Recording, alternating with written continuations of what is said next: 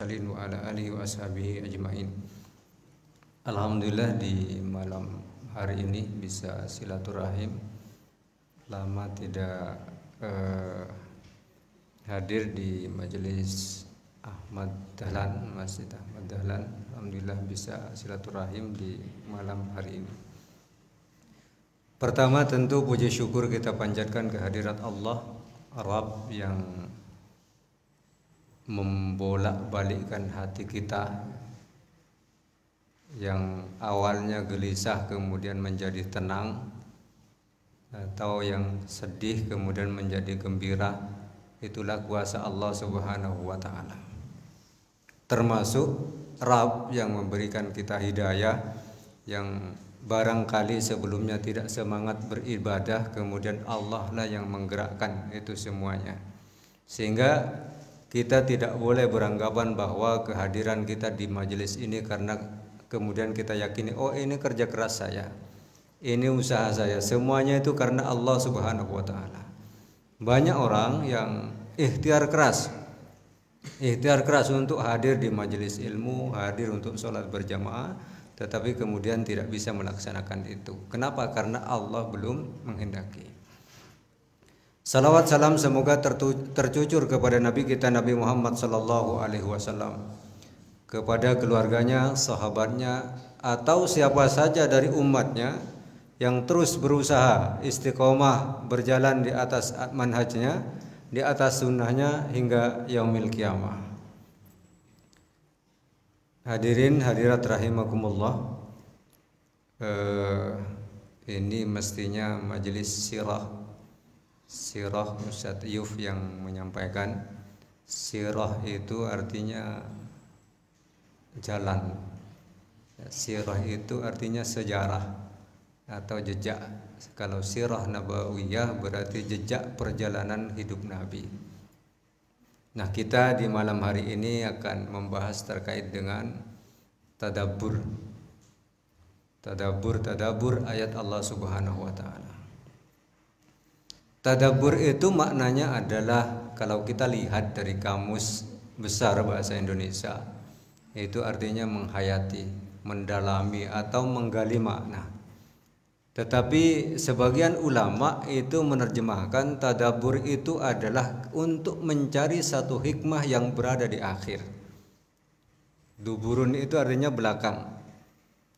Artinya tadabbur itu adalah menggali suatu makna untuk mengambil satu hikmah besar di akhir. Itu tadabbur. Kemudian kenapa penting tadabbur Al-Quran ini dalam kehidupan kita sebagai orang yang beriman kepada Allah? Ini sangat penting. Kenapa? Bayangkan ketika kita ibaratnya dapat beli motor kan. Beli motor itu biasanya ada buku pedoman di situ. Itu kita kadang bacanya sampai detail. Tetapi masalahnya, kenapa ketika pedoman itu Allah berikan berupa Quran, pedoman kehidupan sepanjang hidup kita, kenapa kita tidak perhatian untuk membaca secara detail? Maka Allah Subhanahu wa taala berfirman, "Afala yatadabbarunal Qur'an am 'ala qulubin aqfaluha?"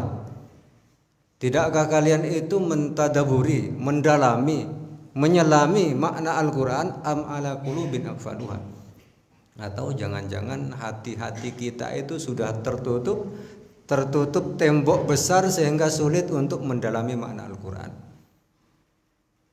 Dalam ayat lain, afala yatadabbaruna Al-Quran, tidakkah kalian itu mentadaburi Al-Quran, walau kana min indi ghairillah lawajadu fihi ikhtilafan katsira. Dalam surat An-Nisa. Kalau seandainya Quran itu tidak datang dari Allah, kata Allah, sungguh di dunia ini akan terjadi perselisihan yang luar biasa.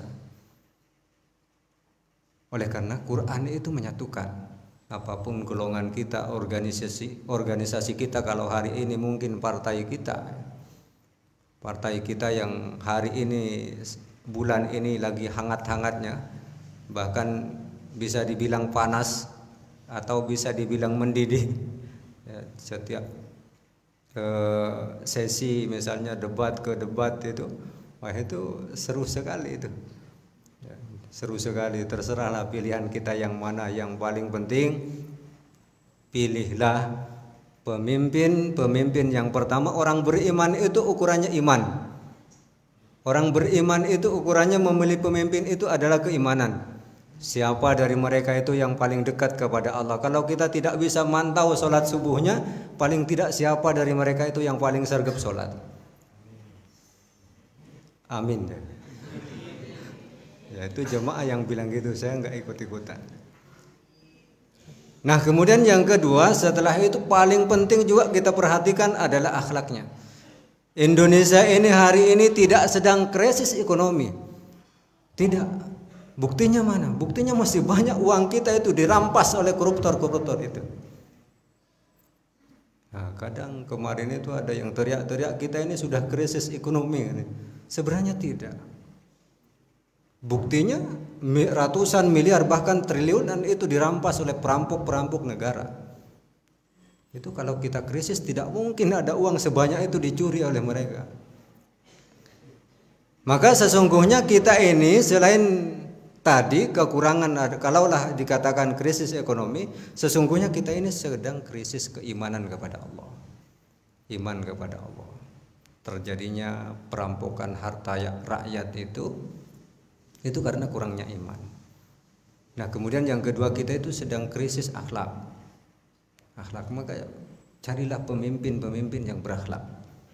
Setinggi apapun jabatan mereka, secanggih apapun infrastruktur atau bangunan-bangunan hari ini, itu kalau tidak dibangun di atas keimanan kepada Allah dan tidak dibangun di atas fondasi akhlak yang benar, maka itu menjadi rusak.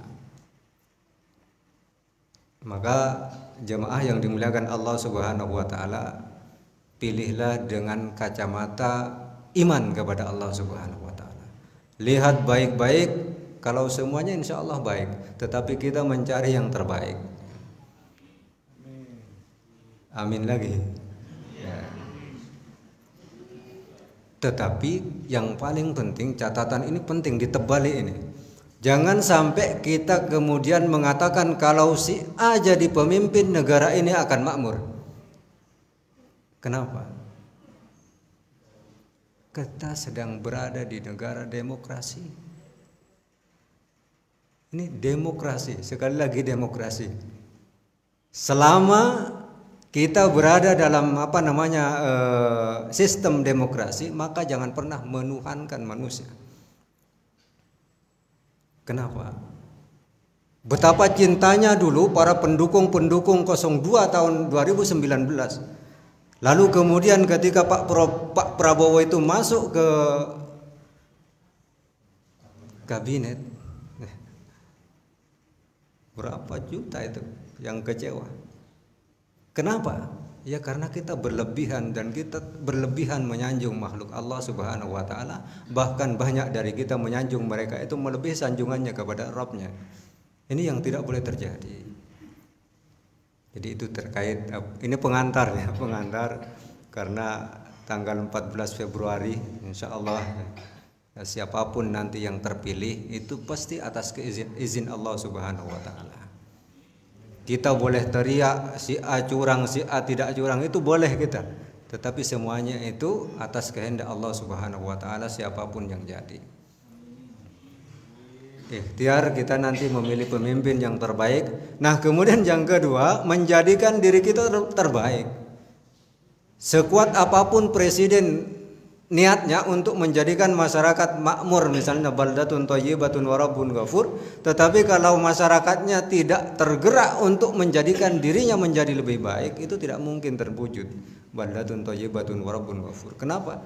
Karena sesungguhnya baldatun thayyibatun wa rabbun ghafur itu terbangun dari setiap sendi-sendi kehidupan, dan itu diawali oleh pribadi-pribadi orang yang beriman kepada Allah.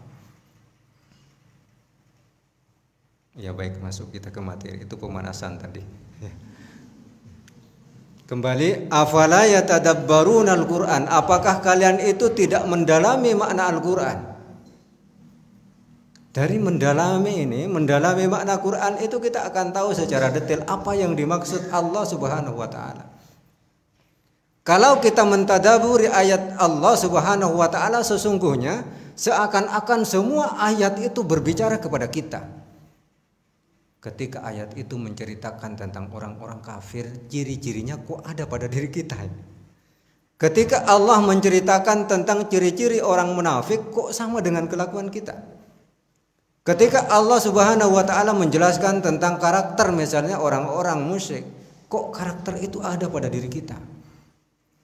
Itu kalau kita mentadaburi Al-Qur'anul Karim.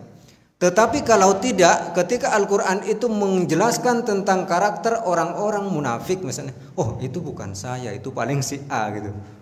Jadi seakan-akan ayat itu disingkirkan kepada orang lain dan kita menolak itu.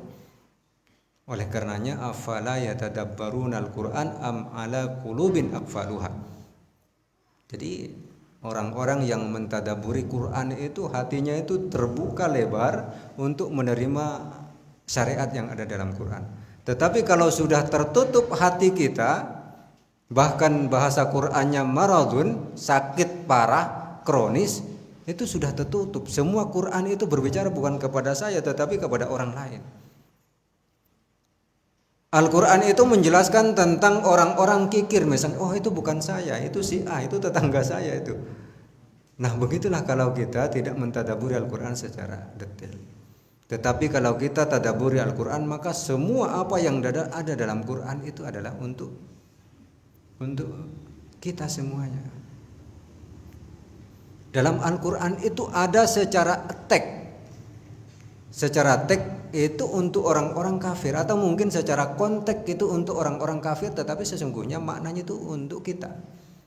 Banyak sekali ayat-ayat itu ditujukan kepada orang-orang kafir, tetapi sesungguhnya kita sebagai orang yang beriman itu juga harus mengambil pelajaran. Misalnya gini, ya ayyuhan nasu kulu mimma fil ardi halalan thayyiba. Jadi ayat ini seruan kepada orang-orang, kepada seluruh manusia. Tetapi sesungguhnya di balik itu, walaupun ayat ini turun misalnya di Makkah ya, tetapi itu kepada siapa saja yang beriman, walaupun itu penduduk Madinah, bahkan sampai kita pun hari ini. Itu afala yatadabbarunal Qur'an am ala qulubin aqfaluha. Nah, kemudian bagaimana caranya? Caranya mentadaburi Quran itu dari mana? Quran itu terdiri dari 30 juz. 30 juz itu sekitar 114 surat. Dan terkumpul ayat-ayat. Ayat-ayat itu terkumpul dari kalimat. Kalimat itu terkumpul dari kata. Kata itu terkumpul dari huruf. Nah, kalau kita ingin mempelajari Al-Quran, mulai dari yang terkecil dulu. Mana yang terkecil? Yaitu huruf-huruf itu tadi. Huruf-huruf itu tadi. Maka kata para ulama, kalau kalian tidak mampu menghafal Al-Quran 30 juz, minimal kalian hafal tempat keluarnya 28 huruf hijaiyah. Hamzah keluarnya dari mana? Ha keluarnya dari mana? Nah ini bapak-bapak kayaknya belum sampai ke sini. Maka ketika kita belajar Quran itu jangan ke tadabburnya dulu, jangan ke maknanya dulu, tapi mulai dari tempat keluarnya huruf ini dari mana. Kata Syekh Aiman Rusdi, pakar qiraah, itu mulai dari sini dulu, dari huruf hijaiyah ini dulu. Perbaiki ini dulu, yang kecil-kecil ini dulu. Kalau kita tidak mampu menghafal 30 juz, maka minimal kita hafal tempat keluarnya huruf ya. Kalau santri-santri insya Allah sudah hafal ya, karena kemarin ada debat tajwid di pondok ya. Kalau negara kita ada debat jilid 1 calon presiden, nah kita itu di pondok mengadakan debat antara santri, tetapi temanya adalah seputar tajwid. Jadi salah satu pertanyaannya yaitu tadi bukan membahas tentang apa namanya ya, membahas tentang perekonomian negara atau kebijakan-kebijakan negara. Kalau santri itu ya debatnya seputar tajwid itu tadi. Huruf hamzah keluarnya dari mana misalnya ya. Mim keluarnya dari mana, bagaimana cara mengucapkannya, sifatnya bagaimana. Karena kadang huruf itu tempat keluarnya itu sudah benar, tetapi sifatnya salah. Contoh ini saya contohkan pada surat ayat terakhir dari surat Al-Fatihah. Ghairil maghdubi alaihim waladdallin. Itu sudah benar tempat keluarnya, tetapi sifatnya kadang salah. Sifatnya itu punya sifat namanya istitolah. Jadi berhenti sejenak di tempat keluarnya. Contohnya ghairil maghdubi alaihim waladhdallin, ditahan sebentar. Jadi tidak langsung masuk ke huruf dad. Ghairil maghdubi alaihim waladhdallin, tapi ditahan sebentar. Waladhdallin punya sifat istitolah. Huruf dad ini punya sifat istitolah. Jadi ditahan sebentar. Jadi sedetil itu Quran itu sesungguhnya. Hanya kita saja kadang yang mempermudah. Nah, banyak orang itu terlalu menyederhanakan. Ilmu agama itu gampang. Banyak yang menyederhanakan, menggampangkan ilmu agama. Padahal huruf hamzah saja, alif saja tempat keluarnya, ba saja tempat keluarnya tidak paham. Maka ulama itu menyarankan sebelum mendalami Al-Quran, maka dalami dulu setiap huruf hijaiyah. Jadi setiap huruf itu punya tempat keluar. Nah, setiap huruf juga punya sifat. Dan sifat ini harus terbaca. Misalnya gini, kalau santri insya Allah sudah paham. Surat Al-Fajr. Al-Fajr itu kan kalau terjadi dua sukun sering dibaca wal fajr, walayalin ash, wasyaf'i wal wat. Biasanya kan gitu. Nah, karena di situ ada huruf ra terakhir, maka itu wajib dibaca. Tidak boleh tidak dibaca, wajib dibaca. Setiap huruf punya sifat lazimah. Sifat lazimah itu artinya sifat yang menempel. Jadi dibaca wal fajr, walayalin ashr, wasyaf'i wal watr. Ra-nya itu tetap kebaca. Tidak boleh tidak dibaca. Jadi para ulama bahkan mengatakan ini termasuk merubah makna. Ketika satu huruf yang dihilangkan tidak dibaca, maka itu bisa merubah makna dan masuk kategori lahnul jali, kesalahan fatal. Jadi itu yang pertama, ketika kita ingin mentadaburi Al-Quran, itu belajar dulu dari makhraj-makhrajnya, itu perbaiki bacaan-bacaan dulu. Rattil wa rattilil Qur'ana tartila. Jadi bacalah Al-Quran itu dengan tartil. Tartil itu artinya adalah tidak diukur dari cepat atau lambat. Jadi tartil bukan semua bacaan lambat itu tartil. Bukan semua bacaan cepat itu tartil. Bukan semua bacaan sedang itu tartil. Tapi tartil itu adalah apabila kata Imam Ali ketika mengomentari warattilil Qur'ana tartila, tajwidul huruf wa ma'rifatul wuquf. Jadi mentajwidkan setiap huruf-hurufnya dan mengetahui setiap tempat berhentinya. Karena salah berhenti itu bisa merubah makna. Jadi sesungguhnya berhenti atau wakaf dalam membaca Al-Quran itu tidak harus pada ayat itu dan tidak harus pada tanda baca. Bebas, ada namanya wakaf ikhtiwari atau ikhtiari. Kita boleh memilih berhenti di mana saja sesuai dengan makna yang kita pahami. Tapi kalau kita tidak paham maknanya, maka akan lebih baik kalau kita berhenti di ayat, akan berhenti di tanda baca ayat yang diperbolehkan. Jadi tartil dulu, tartil bacaan kita tartil. Tartil itu adalah ketika setiap bacaan itu dipenuhi hak, setiap huruf itu dipenuhi haknya. Itu dinamakan tartil. Jadi bukan berarti cepat, bukan berarti lambat, bukan berarti sedang juga. Karena bacaan itu ada yang cepat, ada yang lambat, ada yang sedang.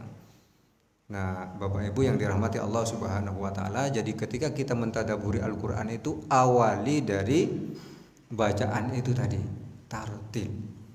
Tartil saya kira tidak ada istilah terlambat untuk terus belajar membaca Al-Qur'an. Tetapi kemudian jangan sampai karena kita saya bacaan saya belum sempurna, saya nggak mau jadi imam, itu salah juga. Itu salah. Jangan karena kita tidak bisa menyempurnakan setiap bacaan kita kemudian nggak mau jadi imam, itu salah. Oleh karenanya yang paling penting itu usaha. Itu yang paling penting, itu usaha. Makanya saya di Jetis itu punya binaan bapak-bapak yang usia emas. Saya sebut jamaah usia emas, yaitu usia 40 tahun ke atas. Itu alhamdulillah sampai sekarang ada 17 orang itu masih rutin tahsinnya. tahsinnya ya setiap huruf itu kita ajari satu persatu. Misalnya huruf dho keluarnya itu awalnya itu dogo, dho. Jadi dho itu kalau santri paham insya Allah. Jadi lidah itu nyentuh geraham kanan atau kiri atau dua-duanya. Dho, dho, dho. Jadi sampai segitunya, bahkan satu huruf itu Bapak Ibu yang dirahmati Allah Subhanahu wa taala itu sampai berbulan-bulan. Nah, kita kan kadang terlalu menggampangkan, gampang huruf hijaiyah. Padahal ulama-ulama terdahulu, bahkan salah seorang imam dari Masjidil Haram itu untuk belajar huruf ra itu 3 bulan. Itu 3 bulan, kita kadang nggak terima itu. Kok lama sekali belajarnya? Padahal mereka yang jelas-jelas sudah menjadi imam di Masjidil Haram belajar huruf ra itu berbulan-bulan. Ra itu punya sifat namanya takrir atau tikror ya, ada getaran di ujungnya. Saya itu dulu belajar huruf ra itu sampai ujung lidah itu dipicit oleh Syekh Ubaid itu di Bogor. Dipicit itu biar lentur. Nah ini Ustadz Nasir mungkin nanti juga latihan. Jadi biar lentur ujung lidahnya. Kenapa? Karena lidah kita yang usia 30 tahun ke atas itu berbeda dengan yang 15 tahun. Jadi harus dipencet, diterapi dulu. Ada terapinya itu pakai listrik itu. Kalau disentuh ke ujung lidah biasanya langsung getar gitu. Nah itu dilatih. Saya itu 3 hari untuk melenturkan ujung lidah itu. Ro, ro, ro, ro. Bukan ro, tetapi ro, ro, ro, ro. Jadi dilatih seperti itu. Bahasanya riyadhatul lisan, olahraga lisan. Harus dilatih. Jadi yang pertama adalah belajar Al-Quran dengan tartil untuk mentadaburi Al-Quran. Nah kemudian yang kedua adalah mendalami maknanya. Setelah bacaannya sudah benar, makhrajnya sudah benar, bacaan sudah lancar, tajwidnya sudah standar lah, enggak usah terlalu ideal kita, tapi standar paling enggak panjang pendeknya, kemudian makhrajnya benar, itu insya Allah sudah lumayan. Nah kemudian masuk nanti mendalami maknanya. Mendalami maknanya itu banyak cara. 1, belajar bahasa Arab. Kalau tidak mungkin ya membaca Al-Quran pakai terjemah. Sekarang hampir semua penerbit itu menerbitkan Quran terjemah. Itu memudahkan kita. Saya pun sampai sekarang itu alhamdulillah masih masih pakai Quran terjemah. Kenapa? Karena untuk jaga-jaga barangkali di situ ada ayat yang kita baca kemudian kita tidak paham artinya, nah itu kita bisa baca terjemah. Gampangnya itu begini. Dulu ada kisah misalnya tentang tentang Maryam atau Nabi Isa lah. Itu di awal-awal juz itu, misalnya di Al-Baqarah itu sudah diceritakan, Ali Imran itu sudah diceritakan. Nah, tetapi nanti ada bahasa yang berbeda ketika sampai pada surat Maryam. Tentang keluarga Imran itu diceritakan di situ. Tentang Nabi Zakaria diceritakan. Tapi bahasanya sudah berbeda, bahasa syair. Oleh karenanya di situ kita butuh Quran terjemah. Jadi pakai terjemah. Bapak Ibu yang dirahmati Allah Subhanahu wa taala. Ada ukuran sedang, bahkan ada yang besar pun sekarang ada. Saya tahun yang lalu itu ada yang ngasih Quran besarnya itu hampir sama kayak mimbar ini. Jadi itu memang untuk di tempat imaman, tapi belum kita pakai karena biasanya anak-anak enggak telaten pakai yang kayak gitu. Itu masih ada di kantor. Besar-besar sekali Quran itu. Quran terjemah. Itu yang kedua, kalau tadi belajar Quran dengan tartil, kemudian yang ketiga adalah mengulang-ulang. Mengulang-ulang, bacaan itu diulang-ulang. Caranya bagaimana ngulangnya? Kita latihan, coba latihan Bapak Ibu yang hari ini barangkali baca Qurannya belum lancar, latihan. Saya biasanya kalau ada santri yang tidak lulus tes di dalam Quran itu, kemudian datang, Ustadz kesalahan anak saya apa? Kelancaran kurang misalnya. Nah itu biasanya saya kasih tahu caranya bagaimana biar cepat lancar. Itu satu halaman itu dibaca pelan-pelan sekali, sangat pelan. Nah kemudian nanti tahapan keduanya sedang, dibaca sedang. Tahapan ketiga cepat sekali, cepat walaupun salah nggak apa-apa sementara. Tapi nanti diulang lagi pelan lagi, sedang, cepat, pelan, sedang, cepat, pelan, sedang, cepat. Insya Allah dalam waktu 10 kali, dalam pengulangan 10 kali itu sudah menjadi lancar. Jadi caranya diulang-ulang terus, ulang-ulang ketika baca Quran itu diulang-ulang. Dan begitu juga ketika mendengarkan murattal itu diulang-ulang. Diulang-ulang sampai kita itu memahami maknanya.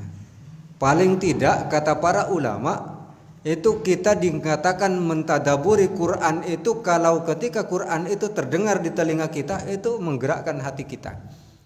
Tanda-tandanya kita mentadaburi Al-Quran itu kata para ulama ketika wajilat qulubuhum wa idza tuliyat alaihim ayatuhu zadatum imana. Jadi apabila dibacakan kepada mereka ayat-ayat Quran itu imannya itu bertambah, menggerakkan hati untuk terus dan semangat beribadah. Itu berarti kita mampu mentadaburi Al-Quran. Jadi tadabbur itu kata para ulama batasannya bukan sejauh mana kita paham tentang makna Quran, tetapi sejauh mana kita tergerak hati kita untuk beribadah kepada Allah setelah kita baca Quran. Kata para ulama bahkan bisa jadi kita itu tidak paham maknanya, tetapi Quran itu sudah menggerakkan hati kita untuk lebih taat kepada Allah. Nah itu juga termasuk tadabbur. Jamaah yang dimuliakan Allah Subhanahu wa taala. Itu minimal 3 itu.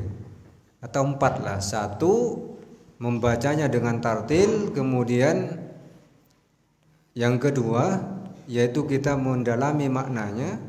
Yang ketiga, mengulang-ulang bacaan atau mengulang-ulang ketika mendengarkan itu. Dan yang terakhir kalau boleh ditambahkan memperbaiki suara. Latihan. Semua kita ini sebenarnya suaranya enak-enak. Kenapa enggak enak? Karena kita enggak mau latihan. Semuanya kalau dilatih itu, kalau ada itu metodenya itu, santri kalau mau nyoba silahkan masuk kamar mandi, baknya itu diisi sampai full. Nah kemudian kepala kita dimasukkan, masukkan ke dalam air, ke dalam bak itu, kemudian azan di dalam itu, teriak-teriak. Nah itu untuk melatih nafas dan tenggorokan ini biar longgar. Itu yang pertama cara itu. Nah kemudian yang kedua bisa juga ini lewat hidung yang kanan ini dimasukkan air sampai nanti keluar dari hidung yang kiri. Itu yang kedua. Nah kemudian yang ketiga untuk latihan nafasnya pagi hari pernafasan. Nah kemudian teriak sepanjang sekeras mungkin dan sepanjang mungkin. Itu bisa dilakukan. Ya saya itu juga sering melakukan itu di kamar mandi itu. sampai istri itu kadang komplain, di kamar mandi kok teriak-teriak. Ya, kalau di luar kan kedengaran santri, nanti santri ngiranya itu Ustaz Said kenapa Pak error itu. Tapi di kamar mandi saya biasanya teriak-teriak latihan gitu. Ya, kalau Kiai Haji Zainuddin MZ itu latihannya itu 15 tahun gitu. Untuk memperpanjang nafasnya. Kalau kita kan pengennya biasanya 5 hari sudah ada hasil. Nah itu kelemahan kita. Nah, makanya memperindah suara kata Nabi Shallallahu Alaihi Wasallam. Nabi bersabda, Zayyinul Qur'ana bi aswatikum. Jadi perindahlah Al-Quran itu dengan suara-suara kalian. Ditarik pagi-pagi misalnya, latihan pernafasan, kemudian dipegang hidung kita, sebutkan semua huruf hijaiyah. Nah, kadang huruf-huruf itu enggak terasa, ternyata keluar dari hidung. Padahal tempat keluarnya adalah dari lisan, tapi kadang itu keluar dari hidung. Jadi enggak semua huruf itu keluar dari hidung. Kalau dari hidung itu namanya khayshum. Itu hanya huruf-huruf guna yang keluar dari hidung. Nah kemudian hikmahnya, sekarang apa hikmahnya? Hikmahnya mentadaburi Al-Quran itu yang pertama adalah menambah keimanan kepada Allah. Ini jelas Allah berfirman, wa idza tuliyat alaihim ayatuhu zadathum imana. Jadi kalau kita mentadaburi Quran itu kita paham maknanya, paham alur cerita ayat yang kita baca, itu menambah keimanan kepada Allah.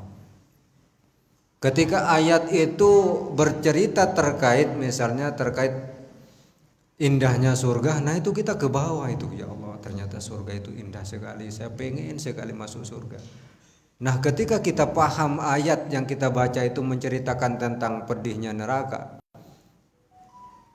minumannya itu bukan lagi susu tetapi zakum, buah zakum berduri, dan minumannya tuh jusnya itu bukan jus apukat tetapi jus darah dan nanah. Nah, itu menggerakkan hati kita untuk bisa terhindar dari itu.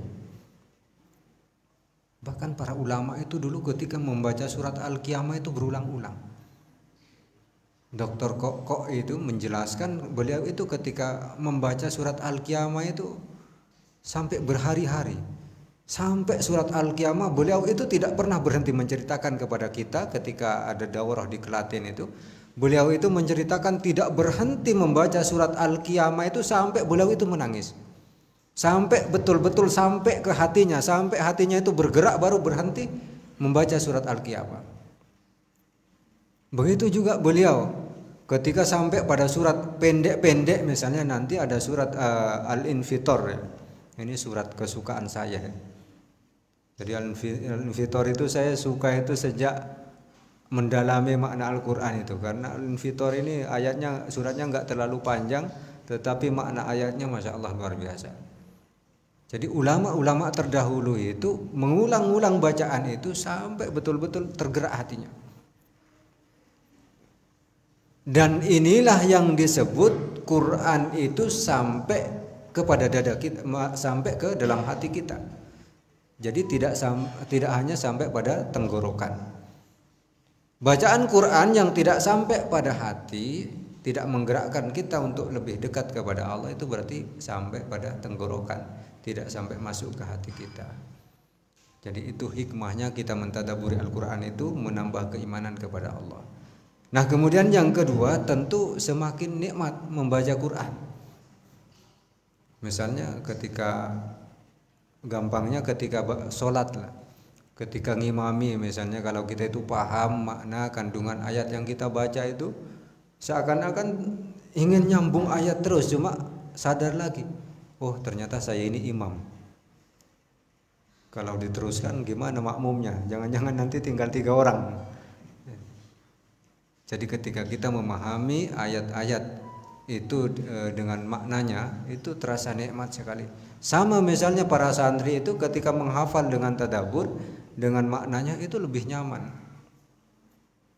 Nah, kalau tidak paham misalnya menghafal surat An-Naba ya, itu mengandalkan kecerdasan otak saja, amma yatasa amma yatasa. Nah, tetapi orang yang sudah mentadaburi maka amma yatasaalun itu langsung artinya dibaca, ayatnya dibaca, terjemahnya dibayangkan. Maka kata para ulama, kalau kita ingin mentadaburi Al-Quran, maka taruh Quran itu di depan kita, mata kita menatap Quran, kemudian kita buka baik-baik telinga kita, kemudian kita buka lebar-lebar hati kita untuk siap menerima Quran. Jadi ketika kita baca Quran itu jangan hanya lisan kita yang terlibat, tetapi pendengaran kita, kemudian pikiran kita itu fokus pada Quran. Kalau kita hanya membaca Quran dengan lisan, maka dijamin lisan kita membaca ayat itu, tetapi pikiran kita sudah membaca jumlah totalan hutang kita. Maka kalau kita ingin mentadaburi Quran, lisan kita membaca Al-Quran, mata kita fokus pada ayat yang kita baca, kemudian pikiran kita libatkan, kemudian telinga kita mendengar apa yang keluar dari lisan kita.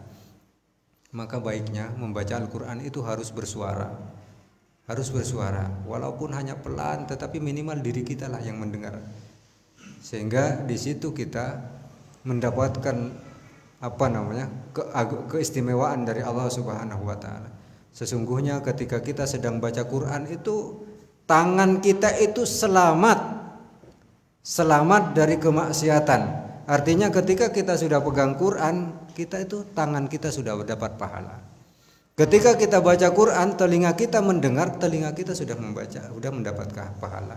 Ketika kita sedang baca Quran, kemudian mata kita melihat ayatnya, mata kita sudah mendapatkan pahala. Ketika kita sedang baca Quran, kemudian kita memikirkan maknanya, pikiran kita, otak kita sudah menjadi sebab datangnya pahala. Oleh karenanya, Bapak Ibu yang dirahmati Allah Subhanahu wa taala, yang hadir di sini masuk usia emas insya Allah. Usianya saya lihat ini kira-kira ya 50 tahun ke atas ini. Ya, hanya 1-2 mungkin yang di bawah itu. Ya. Maka kita berusaha untuk membaca Al-Quran. Misalnya sekarang kan ada itu one day one juz, 1 hari 1 juz. Itu bagus, jangan dikurangi. Siapa yang ikut program itu jangan berhenti. Karena kita dengan ikut program itu akan terkontrol, ada yang ngawal. Gak apa-apa itu diteruskan. Cuma jangan lupa nyempatkan juga untuk mentadaburi walau hanya 1 ayat. Walau saya hanya 1 ayat. Dan itu lebih nikmat. Dan misalnya ya sambil ya 1 hari minimal dalam surat-surat pendek itu, sehingga dalam waktu setahun kita An-Naba itu sudah paham sama artinya. Itu minimal targetnya. Apalagi ini menjelang Ramadan, pastikan Bapak Ibu bisa baca Al-Quran. Jangan terlalu bikin standar, oh saya harus fasih baca Al-Quran. Itu boleh, tetapi jangan sampai berhenti belajar berhenti membaca Quran gara-gara tidak fasih tadi. Jadi semampu kita baca Quran. Nah, kita tidak tahu kan ayat mana yang menjadikan Allah ridho kepada kita. Kita tidak tahu batasan mana, juz mana yang menjadikan Allah ridho kepada kita. Kita tidak tahu surat mana yang menghantarkan itu kepada keridhaan Allah. Tugas kita adalah jangan berhenti belajar, jangan berhenti mengaji, dan jangan berhenti mentadaburinya, walau hanya 1 ayat. Itu hikmahnya yang kedua. Nah, kemudian hikmah yang ketiga adalah itu menenangkan hati.